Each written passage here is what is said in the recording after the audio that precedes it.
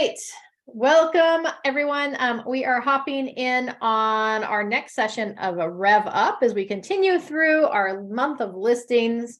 Last time we talked about getting that listing agreement signed, right? Securing the listing through that listing appointment. And now we are going to talk about, now that you've won the listing, how to prepare that property for market and the systems and processes surrounding that. So our objectives today, which I obviously didn't finish deleting, but are what additional listing documents you need outside of the listing agreement, tips for getting the property market ready, preparing to go on market, and systems and processes. So let's dive on in.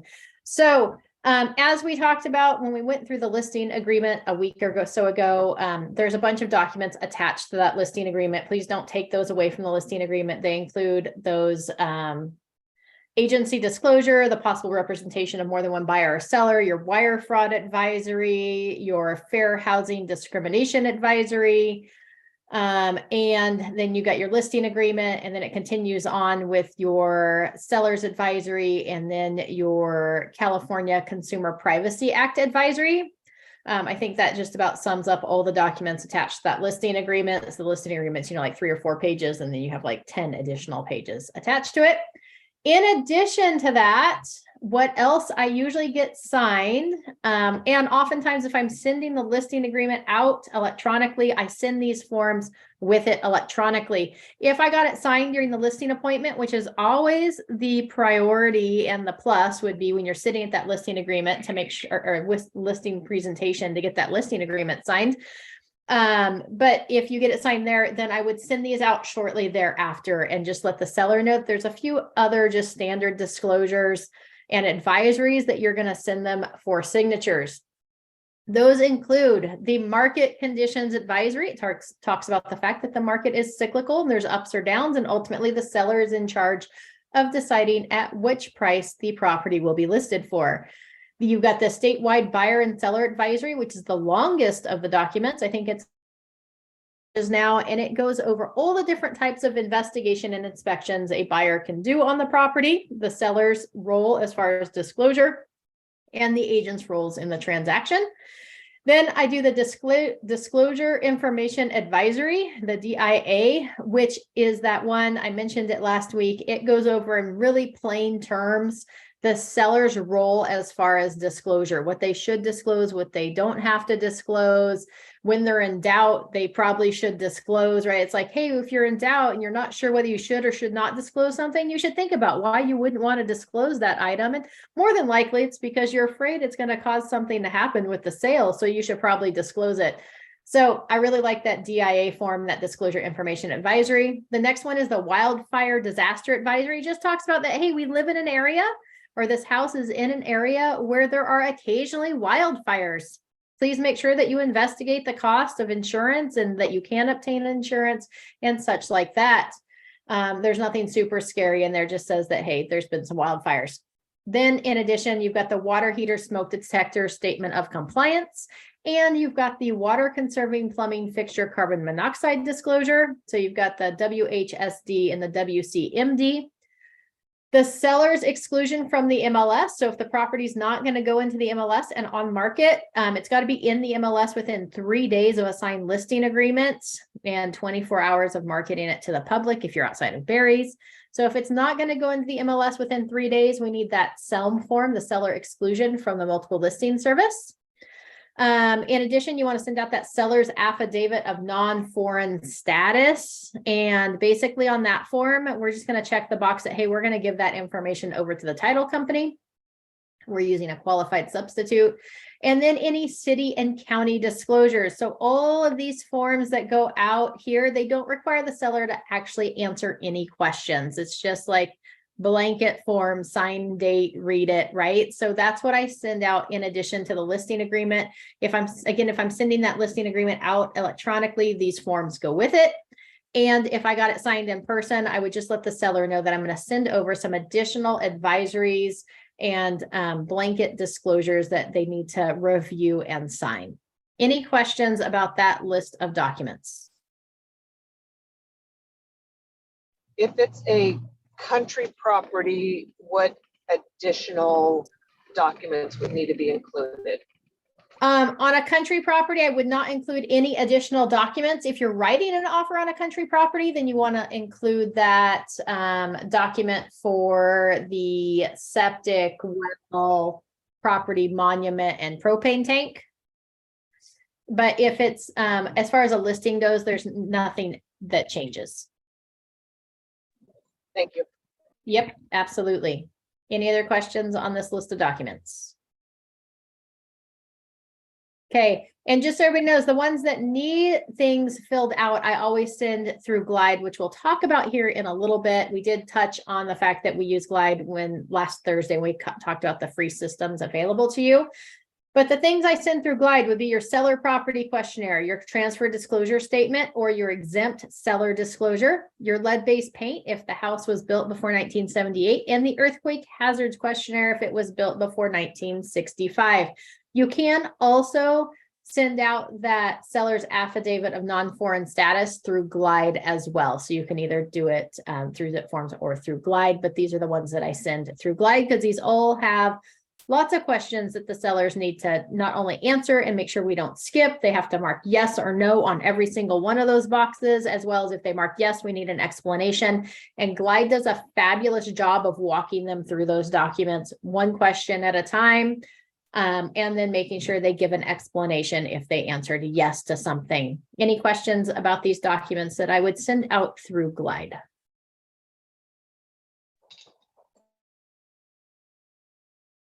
If I had a seller that was uncomfortable using Glide, just so you know, I would never send these out through CAR. It's just way too confusing. I would have them do these in person. I would email them over or drop them off at their house for them to complete these ones in person, just because it's just sending them through CAR. It's so confusing. All right. Once we have that listing agreement signed, we've got those additional documents in that first group that I mentioned. Then we're going to start setting dates and get started with the listing process. So we want to plan our pre-listing walkthrough if we haven't done that already. When are we going to go through the property and make notes of what they need to fix, change, clean up, declutter, move around? When are we going to do that? So you want to make sure you set a date for that. We want to make sure we get those seller documents signed, including that SPQ, that TDS, right? Those seller property questionnaires and those transfer disclosure statements, those ones we're going to send through Glide. I usually send those about the week before we hit market. So depending on how soon you got that listing agreement signed is going to vary the rest of the items on when you send those out. But I would never send out a TDS or an SPQ a month in advance because I want it to be pretty up to date as of the date we went on market. We're going to schedule any of those pre-listing inspections. We'll talk about those here in a little bit. You're going to get your photo date on the schedule or on the calendar as well. Set that on market date. And if that on market date is more than about 2 weeks in advance of signing that listing agreement, we need to also put on our calendar a pricing strategy revisit, right? So if we're like a month or 2 months out on actually going on market with our listing, then we want to go back and revisit where we decided to price it based on that listing agreement. I usually do that about 10 days before we go on market. So just so everybody kind of knows what my time frame is. And then we want to make sure we get those open houses on the schedule, on the books. It's never too early, right? If we've got the listing agreement signed, we know we're going to hit on market that first week of June or the third week of June. We can go ahead and plug in those open houses to make sure they are covered and ready to go. Again, if possible, I highly recommend that you host your own open houses because the main purpose behind that open house is that it's going to help you generate leads. And the seller's going to think you're helping sell their house, but you're generating leads. Okay. In addition to those open houses, remember, you can go back and revisit those open house lessons.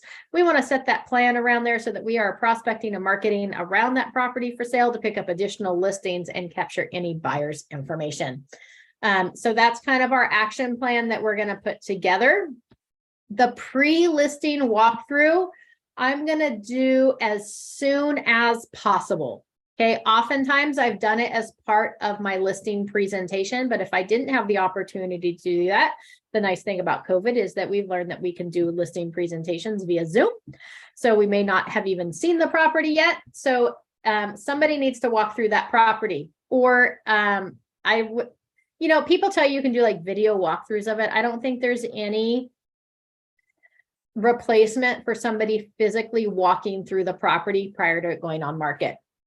You want to look through that house as if you are a buyer. So you're going to make notes as you walk through the property. This is actually one of my favorite parts. In fact, Shannon really likes it when I do this because she says that I have a really good way of communicating this information to the sellers where they don't feel like their house is a disaster and they get stuff done, but that it needs to be changed. So you want to look through and look at the furniture in each room. Does it flow well? Can I easily pass through and walk through the room? When I hit the living room, am I hit with the back of a couch that I've got to like kind of meander my way through to get to the back door? Can I not get to the kitchen? Is it super tight the way that they have the dining room table set up and the kitchen counter? If I go into the bedrooms, or the beds shoved against walls, do they have 7 dressers in one room, right? Like, what do we need to do and how do we need to set that house up so that it looks spacious, so that it flows well, and so that people can easily walk through that property? Remember, how you live in your home is not how you sell your home. So people have to come to that realization. So I always make notes like, do we need to rearrange or remove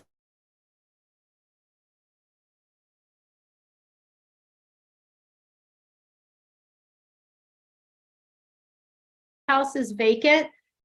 You know, as we shift, the market seems to be like doing this ebb and flow on a regular basis right now. But as we, you know, closer to a seller's market, you know, staging may not be as important. Or if it's like in that entry level home, like sub 650,000, I would say staging may not be as important. But as you hit those upper ticket homes, as the market shifts, if it becomes more of a buyer's market at some point, then staging could make or break that house. It can make it stand out with the other homes. So you may want to have staging.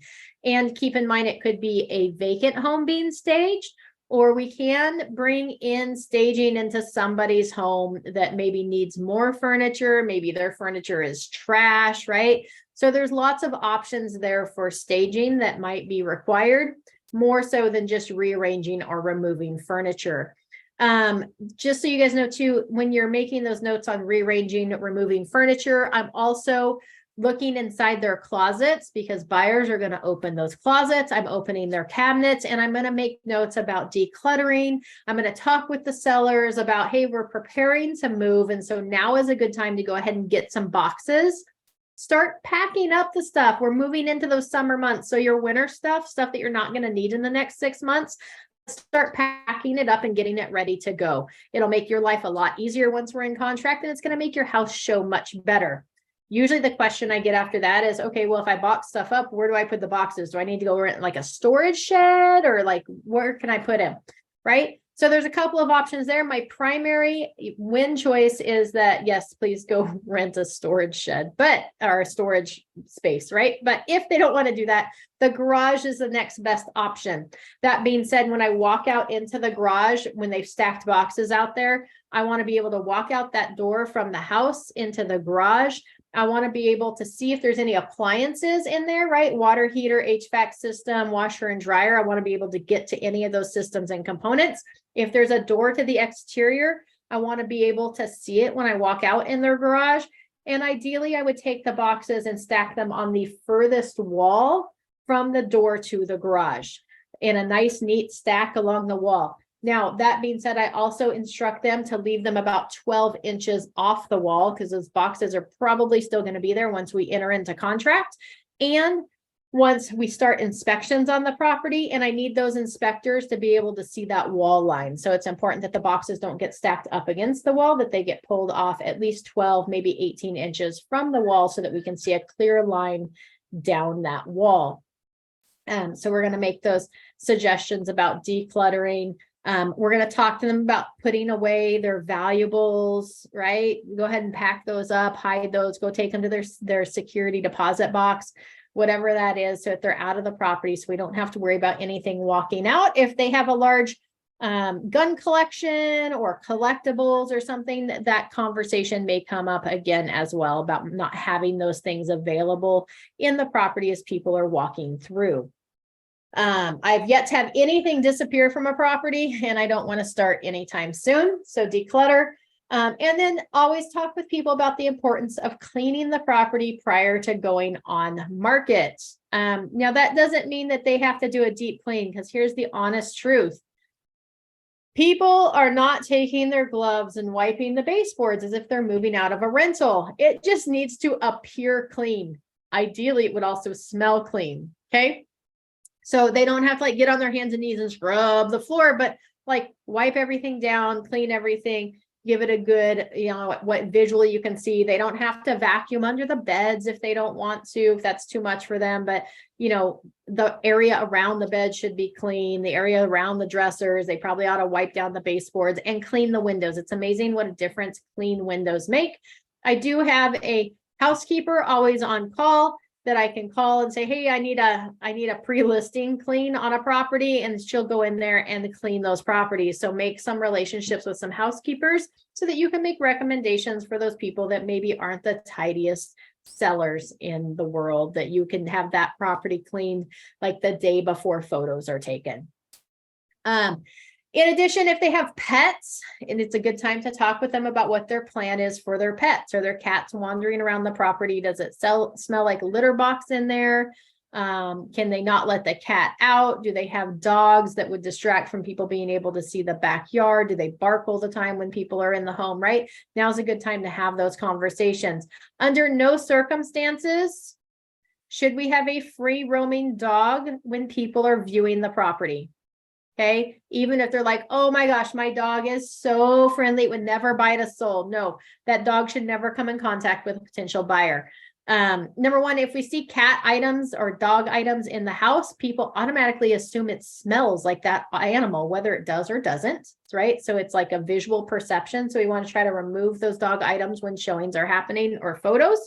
And number two, if we've got a dog that's active and around that can't be like kenneled in the garage, a lot of people crate train their dogs, and they could put it in a crate in the garage, totally okay during showings.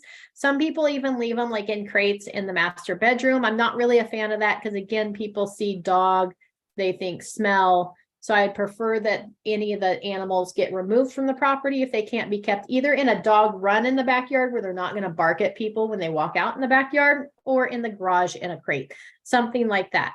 I don't want to put them just in the garage where somebody can't go out there, because people are scared of what they can't see, and it may deter somebody from writing an offer. Let's see. In addition, we also have curb appeal. So remember, what people see when they drive up to the property is also not only the first impression of the property, but as they walk away from that property and drive away, it's also the last impression. So I can't express how important curb appeal is to a property. So it may mean that, hey, can you slap a fresh coat of paint on your front door? A lot of times it's those security screens too.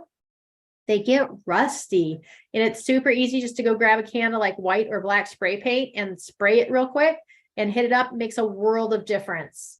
Okay. So those security screens, just going to like Lowe's or Home Depot or wherever and grabbing one of those like pre-arranged flower arrangements with a pop of color for the front porch or the front walkway makes a world of difference as well. They're like $25 or less. You can add some pops, as well as sometimes it's worth going and getting a fresh doormat. And oftentimes I recommend this to my sellers to go buy a fresh doormat to put it in front of the front door, because it makes it look more warm and inviting. If they don't do it, you better bet that I'm going to have my self at the store on the day of pictures, picking up that doormat for them. Okay. What questions do you have about that initial walkthrough that you're going to do?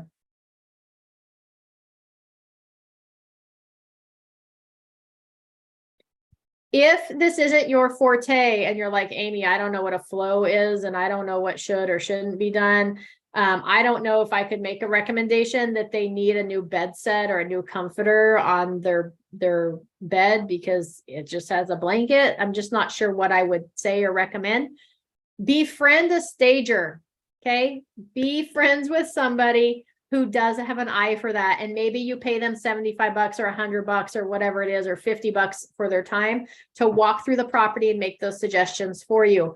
If you're not good at making those suggestions, or you're not good at communicating those to the seller, having somebody else come in and make those may actually help you and help you get further down, as well as on your listing presentation. You can mark it that you always have a professional stager come in to make recommendations for the home, whether that means add furniture or just rearrange what they have existing. They're gonna be like, oh my gosh, there's a professional that's going to come do this for her. Oh, she's way better than the other agents, or he's way better than the other agents, right? Like perception is everything.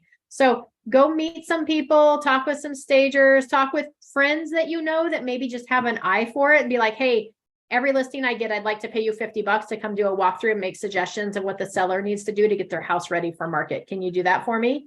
Right? So super simple, super easy. This is one of the main things though. I always give my sellers an itemized list when I'm done of the items that need to be taken care of.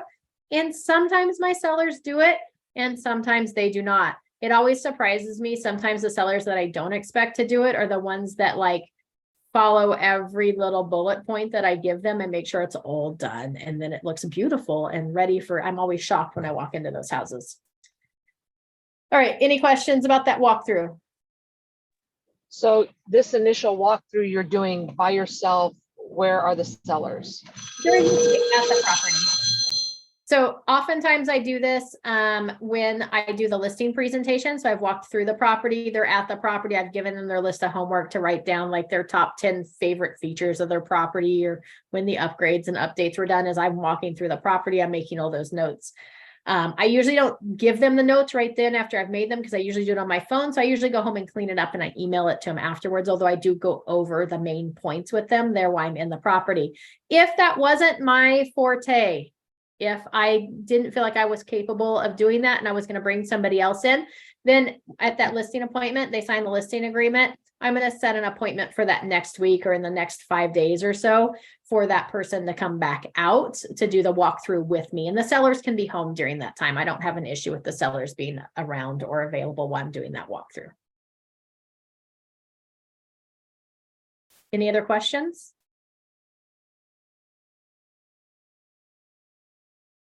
All righty. The next thing that we want to make sure we schedule and get on the calendar are our inspections and our professional photography. Please, please, please never take photos of the house on your phone. Okay, hire a professional to do it. They have ways of, maybe you're a professional photographer. I'd still bring somebody else in, that way if the pictures don't show up good, they don't blame you. But there's a difference between a phone and a camera. And like my photographer, when he comes in, he takes multiple exposures of the shot every single time, and then he blends them together to eliminate shadows, to eliminate the bright spots, and pulls it together for one beautiful photograph. They also edit them, so they put things like fires in the fireplaces and things on the TV that make it kind of fun, and they can take things out of the photo. So I highly recommend using a professional photographer. It's pretty common practice. And remember, we're going to sell this home online before anybody even walks through the property. So the nicer the photos look, the more likely you are to have more buyers come through your door. That being said, with your photographer, make sure it's not somebody that makes the house look so super amazing that people are disappointed when they walk into the property. We want it to shine and look beautiful and draw people in, but we don't want them to be disappointed when they walk through the door. So kind of keep that in mind.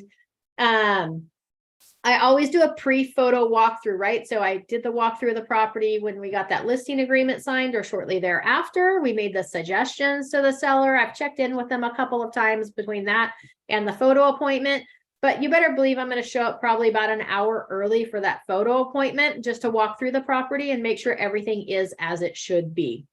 That being said, a good photographer is also going to have an eye for real estate and for what it should look like, and should be able to walk in. I'm always there when the photographer's there, and they may make suggestions such as, hey, can you make sure that lamp gets moved, or I can see the cord, or the toilet lids are up. So they make sure they're closed, right? So a good photographer is going to pay attention to details like that. So photos, I usually schedule about a week before our on-market date, but could be up to 2 weeks before the on-market date, depending on why we're waiting to go on market. Oftentimes it's because the sellers aren't ready and the house isn't ready, so we try to do it that week before. And ideally, it would be 2 weeks in advance. And you need to have a conversation and think about, do regular photos make sense, like just regular professional photography? Or do we need virtual staging? Some of our photographers have the ability to add virtual staging where they could add furniture to the property. Maybe it's a dilapidated, rundown property. They might be able to stage it so you could see what it would look like once it was renovated, right? So there's lots of options there with that virtual staging. Virtual staging of furniture is not my favorite. I would rather do staging in person. However, there's always a time and a place for different things. And sometimes our sellers like that option, even though we may not. And they may have chosen you because you had the ability to be able to do that. So I always throw it out there as an option. And then drone photography for your normal, in town property with standard size lot. Drone photography is probably not necessary. It's just an added cost and expense. Then when we start talking about country properties or properties that have, a quarter of an acre or a third of an acre lots or something unique about where they are situated or sitting, that we want to be able to capture that, then we probably want to make sure that we have drone photography as well. Any questions about those photos? Leticia, I do have a fabulous photographer that I utilize. I use 39 pixels. They're out of the Stockton area. I've used them probably for about, 7 or 8 years now.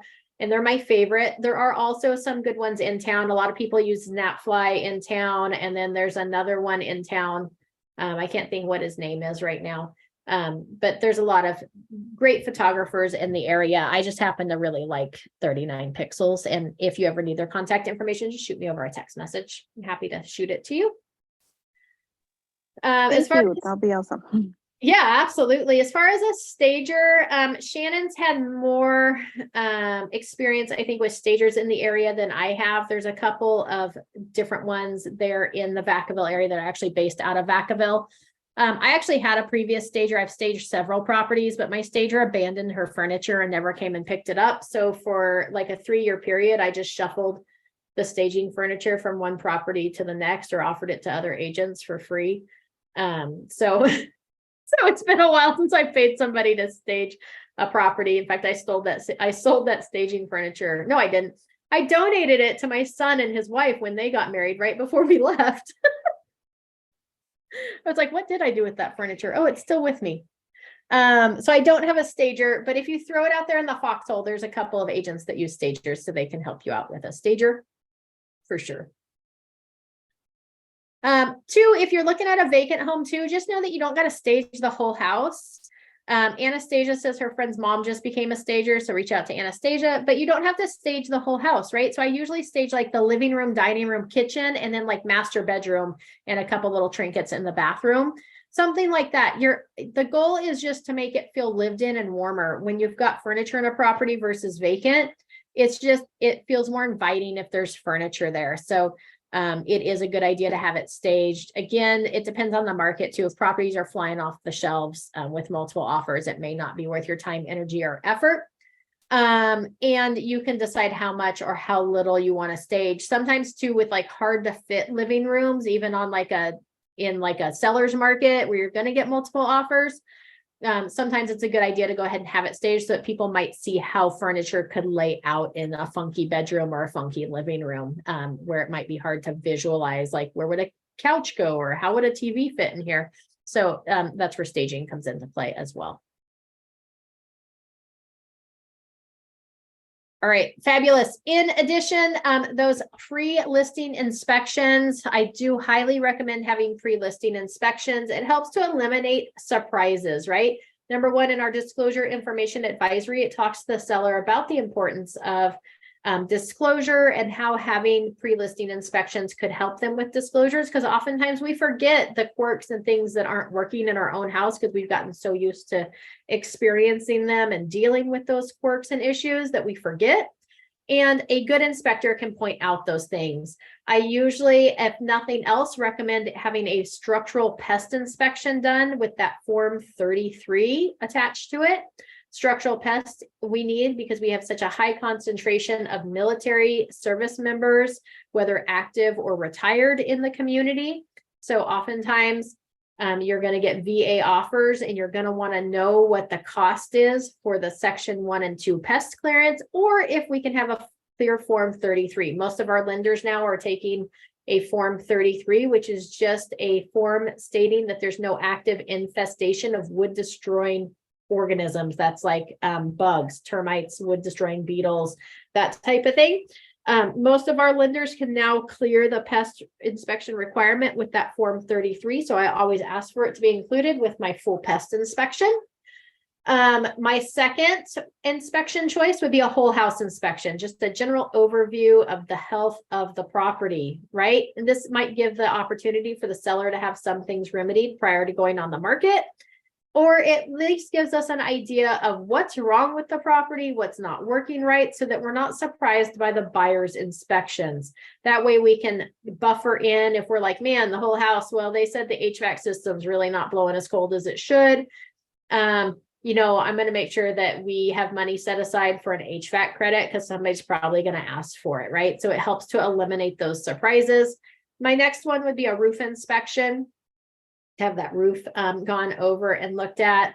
And then, you know, you may decide you want to have an HVAC or a septic. If it's a country property, the general rule of thumb, if it's on a septic tank, is that the seller pays for the septic inspection and the septic pumping. The seller pays for the pumping of their own poo, is how we phrase that, right?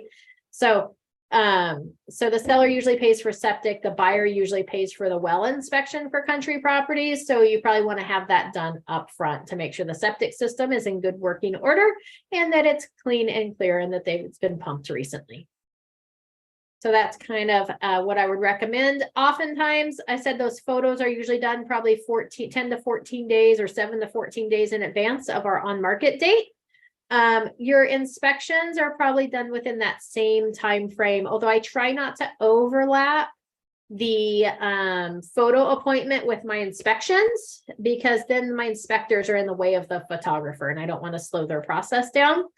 But they could be scheduled on the same day, or you may decide that you want to schedule it if you've got a seller that's like, well, yeah, let's get those pre-inspections done and there might be some stuff I want to take care of. Then I might schedule them, you know, as soon as I get that listing agreement signed, go ahead and get those pre-listing inspections scheduled. If my seller does do any work on those inspections that are noted, if it's a pest inspection, the pest inspector will come back out and re-inspect and mark those items off. If it's like a home inspection or an HVAC and they've done some work or had Joe Bob, their friend who's in HVAC, come and take a look at it and fix it, then I just go on to the PDF copy of that inspection report and I add text to it that just say repaired, remedied, whatever it is, put that in there. And then that's that inspection copy that I upload so that there's a list of it, as well as I might make an itemized list of the items that the seller took care of from those inspection reports so that we can add it as an addendum to the seller property questionnaire or the transfer disclosure statement. Any questions about inspections and photos?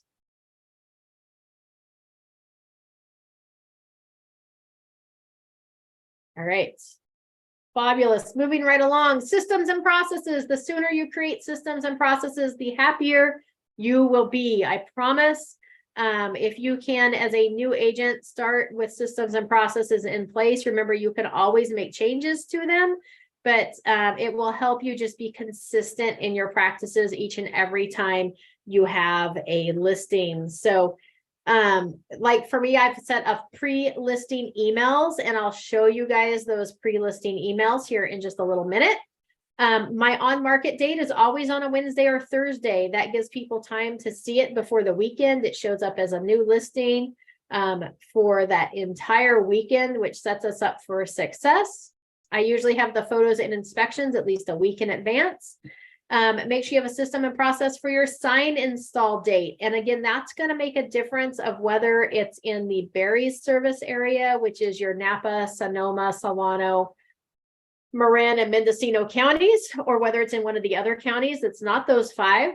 If it's in the Berries service area, you can pre-market those listings. You can put that sign up as far in advance as possible. Although I usually have the sign go up after the photos are taken. So if my photos are scheduled for Wednesday at 10 a.m., then I usually have the sign installed that afternoon. For your MLS photography that go in the MLS, those pictures, they can't have your sign in them. So if your sign is in the yard, then your photographer has to actually like blur it out so you can't see any bits or pieces of that sign. And I think it looks tacky. So that's why I don't have the sign installed until after photos are taken. It's one of those little pet peeves of mine, right? There's nothing wrong or right with the other ones. I just don't like the look of it. So I usually schedule the sign install at the same time the photos are, if I'm inside that Barry's service area where I can do coming soon marketing. If I'm not inside the Barry's service area and I can't do coming soon marketing, then I would have the sign installed the date before our on market date. Because remember, I can start marketing to the public 24 hours in advance of that property showing up in the MLS. And you want to make sure you have a system and process surrounding your marketing plan. Are you going to be able to send out coming soon flyers? Are you going to go door knock? Are you going to circle dial? Are you going to be able to post it on social media? When do you create that social media post? How often do you post? What groups do you share it in? You can have systems and processes around each and every step so that when you've got that listing, it's just plug and play. You just pull out your process and plug in the dates and away you go. Any questions on any of those items? And like I said, we're going to go further into detail on those pre-listing emails here in just a minute, which is going to cover a lot of stuff that your sellers will need to know before the on-market date. I get this question a lot too from new agents. So just to cover this in advance, we have sign installers. Yay. You don't have to buy the post. So when you're looking at you buying your signs, your for sale signs, you don't have to buy a post. You're going to take that for sale sign. You're going to hand it off to the sign installer. They're going to use their post and install it in front of the house. We also at Realty One Group Fox have generic for sale signs that you can utilize, assuming they're not all in use. And then you would just want to have a sign writer built for the bottom with your name and phone number. However, it's our office policy that if somebody calls that office number that's on the for sale sign, it's your listing, it's your lead. So they're going to pass it directly off to you. So you're not going to lose any by not having a sign writer. However, it's just a little bit more professional. Make sure your name is on there so people can reach out to you directly with your phone number. So we do not need to buy posts. You do not even need to buy signs for your first listing, but I would budget from your first listing some funds or from your first closing to begin investing in some for sale signs of your own so that you can personalize them and make them pretty. As always, if you're going to order signs, I highly recommend running those by myself or your mentor or Ed or Kara prior to ordering, because there are requirements for the sign, such as like the Realty One Group Fox logo has to be as prominent as your name. You have to have your DRE number on there. There's things like that. So just make sure you've got everything on there. You're supposed to have somebody else review it before you hit that order button. Any other questions? I know nobody asked a question. I just made up questions. All right. The pre-listing emails. I have a whole string of pre-listing emails. I have one I send out after the listing agreement is signed. I have the next one goes out and I kind of space them out depending on when we sign the listing agreement and when we're going on the market. We space out those emails incrementally in there, so that they get them all before the property goes on market. So it starts with like a congrats, thank you for trusting me with listing your home. And I'll show you the email here in a minute. Then we go through an email that's to convey or not to convey. It talks about the importance of what should stay versus what goes. Then there's an email that talks about California regulations so that we don't have a situation that just came up with Muskel where she's in contract on buying a property. Well, she's not, but her buyers are. And the water heater is not double strapped. There's no carbon monoxide detectors. There's no smoke detectors. It's horrible. Then there's one that goes out for the seller disclosures, those ones that I send out through Glide. Then there's our on market email that goes out with a link to their listing so they can see it. We have a weekly check-in email that goes out. I do not have a template for that, but just a weekly check-in. So if it stays on the market longer than that first week, and then the congrats were in contract email. So here I will open up my listing templates.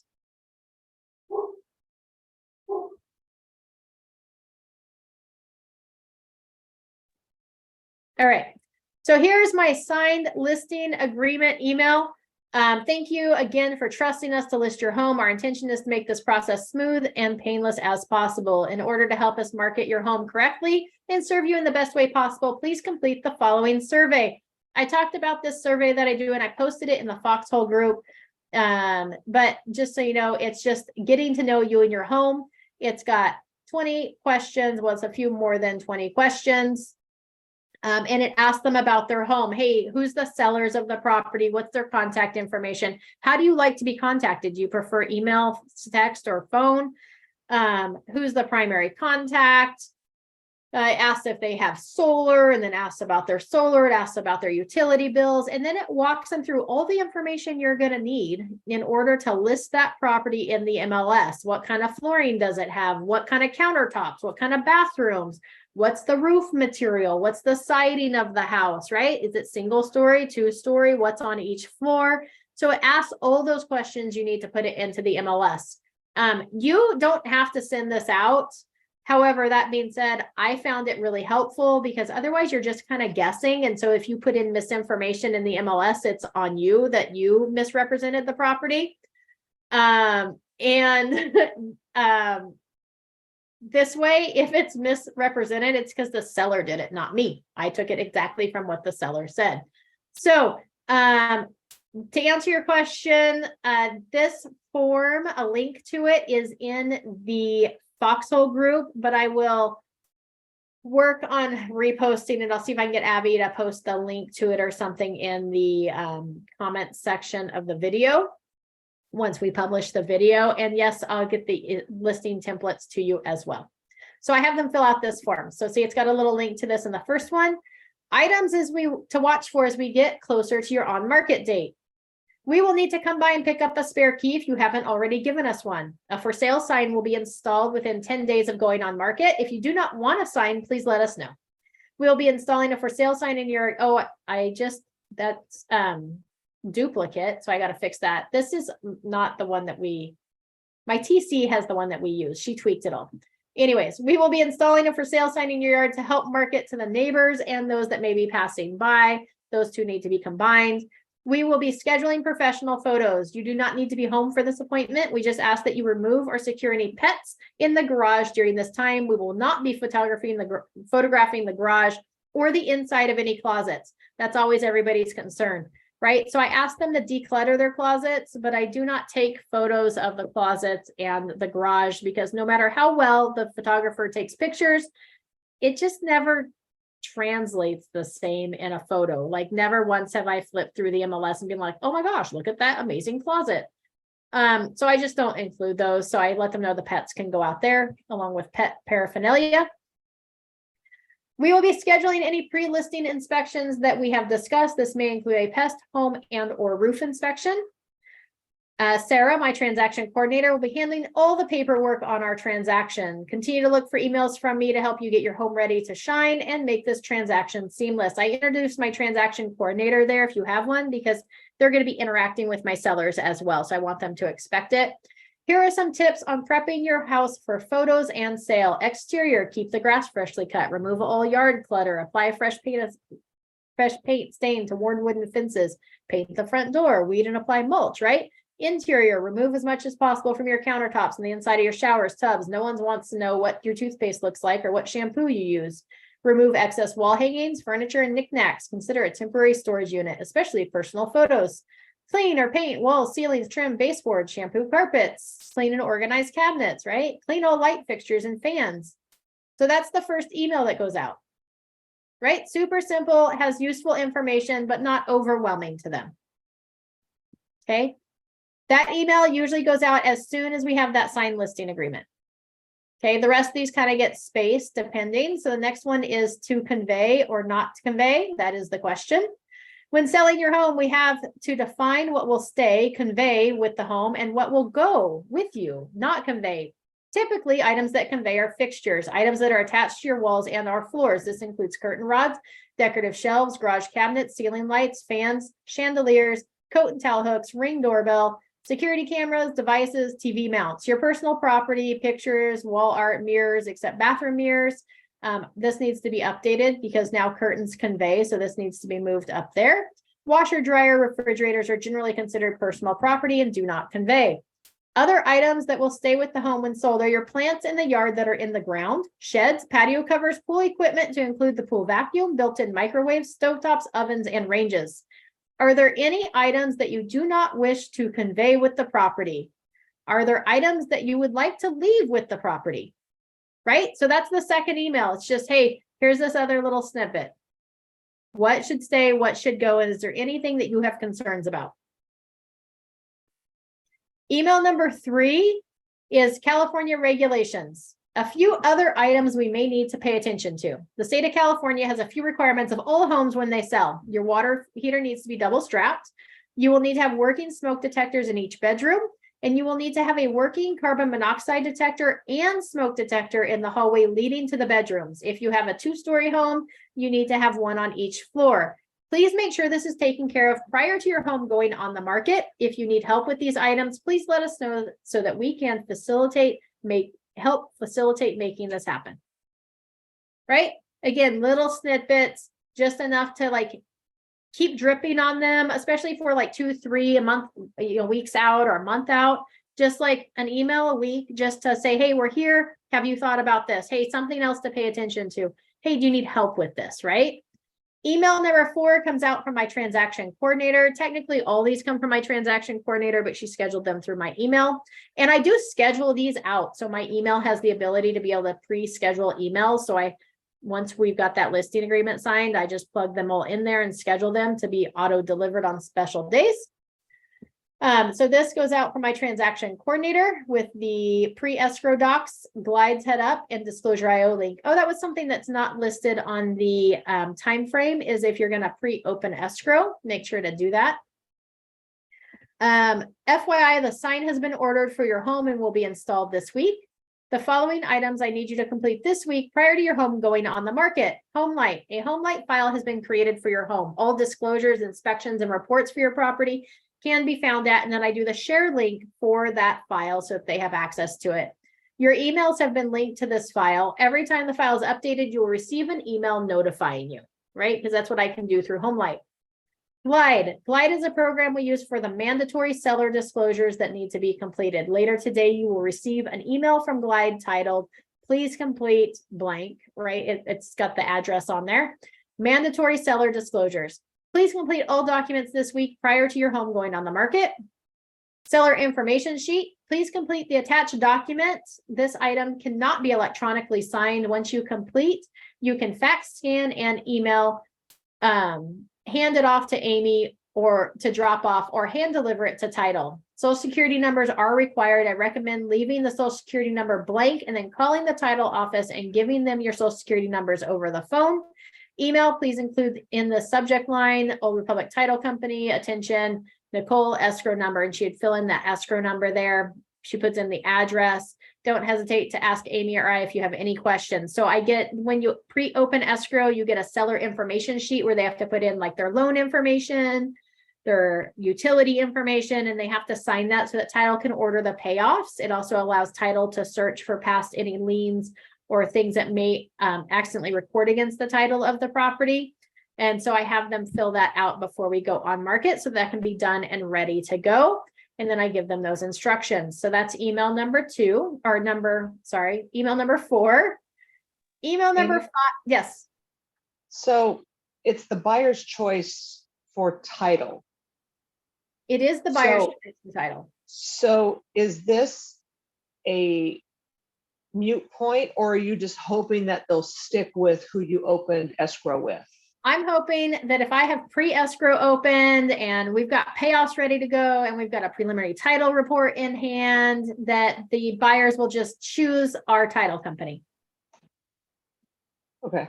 This also allows for the title company to go ahead and do searches, especially if there's solar on the property, to make sure it's paid off, that we don't have any random liens pop up. If there's a trust, that they've got all the trust documents, reviewed everything, so that we don't have anything that pops up that's going to delay the close of escrow.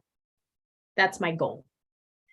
So oftentimes, unless I've got an aversion to a title company, if I'm representing the buyer, oftentimes if they have pre-escrow opened, and especially in a multiple offer situation, I'm going to choose who they have for pre-escrow. because it can go faster and make them happier. I like making listing agents happy. But it is buyer's choice. So just because you pre-open escrow doesn't mean they will choose it. Showing your home, email number 5.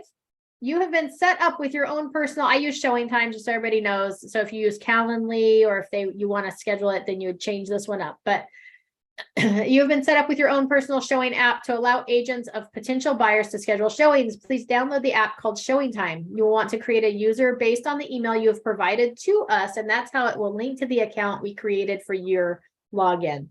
Through this app, you will receive requests for showings and be able to approve or deny them. If you deny them, you can also propose other times that will work better for your schedule. If possible, do whatever you can to make the requested showings work. This app will also keep a calendar of confirmed showings so that you can keep your brain straight as we move through the process of selling your home. It will also provide a platform to get feedback from the showings. Later, we'll be able to schedule inspections here as well. Here are some expectations I have of you to make your home show ready. Vacate the property while it's being shown. Leave the home 10 minutes prior to scheduled showing time and plan for 45 minutes per showing. That's for like an average house. If this was an extra large house, I would change that. Turn on all the lights. Keep the house at a comfortable temperature. Open the drapes and blinds. Keep pets and pet-related items secured outdoors. Play quiet background music. Light the fireplace if seasonally appropriate and you're going to be nearby. Infuse the home with a comforting scent like apple spice or vanilla. A good way to make your home smell good is to bake cookies right before. It will make your home smell amazing, and people love cookies as they view homes. If you are going to be gone for the day, make sure your home is show ready, even if we don't have any showings scheduled. Right? So we're just setting them up for success on showings with that email. Email 6 is what goes out on our on market date. Congratulations. Today is the day. Your home is officially on the market. Below you will find a link to your live listing. Please feel free if you have feel free to contact me is what it should say if you have any questions or concerns. And then I put the link from my website, not from Zillow or Realtor or greathomes.org. I put the link from my site. We will update you on your property weekly. You'll receive an email on Monday and a call on Tuesday. When we receive offers, we will notify you immediately and let you know that an offer has been received and set a plan to review offers. And then this was just a little note to check and make sure the following has been completed, that the glide disclosures were complete and signed in the HomeLight file, and seller information sheet completed with title. That doesn't go to my sellers, that's just for us. And then email number 7 is for congratulations, we're in contract. And then email number 8 goes to title and the other agent with the time frames and all the key information. So those are my emails that go out to my sellers up from the time we sign the listing agreement until we enter into contract or until we go on the market. Any questions about those? Those are fabulous. Can you send them to us? Yes. I actually forgot about them, to be honest, because my TC has done this for so long that I forgot that these go out. See what happens.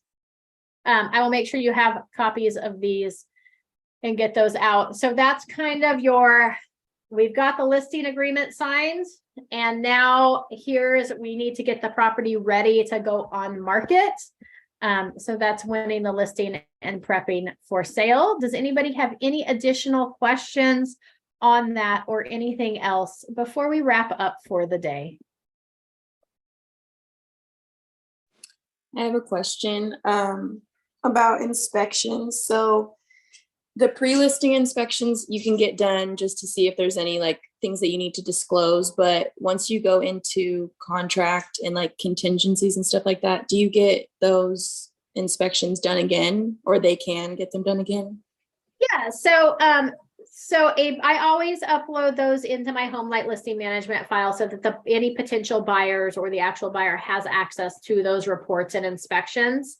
And the buyers can always have the reports or inspections done again by a different inspector, or they can call the current inspector and get questions answered as well. But yeah, buyers do have the right to have them completed again. Okay.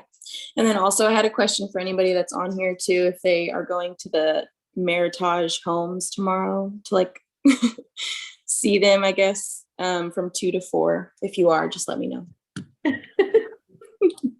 I'm gonna try to go. This is Claudia. Okay, cool. I'm gonna plan to go. This is Tracy. Okay. Sounds Do they have good. free food too? They're like supposed to be meeting up somewhere after, I guess. I I'll think try to they go take too. you guys out to happy hour or something afterwards or something. Yeah. Some food. You won't be alone, Brittany. Somebody will be. Okay. Okay, cool. We'll all be there. Okay. Just making sure. Fabulous. Any other questions? Alrighty. Well, I appreciate you guys hopping on with me today. Let's see what tomorrow is. I think tomorrow we continue on the listing process with the contract to close. So we'll talk about negotiating the deal and then the contract to close process on a listing. So super exciting lesson tomorrow. It's got all the nitty gritty of what happens, and I'll see you then. What time's the Meritage thing tomorrow, Brittany? 2 to 4. Oh, 2 to 4. Okay, perfect. 2 to 4. Amy, do you want us to log our attendance? No, we don't have a link today, so you don't have to log your attendance. All right, good enough. Thank you. All right. I'll see you guys Thank later. Thank you.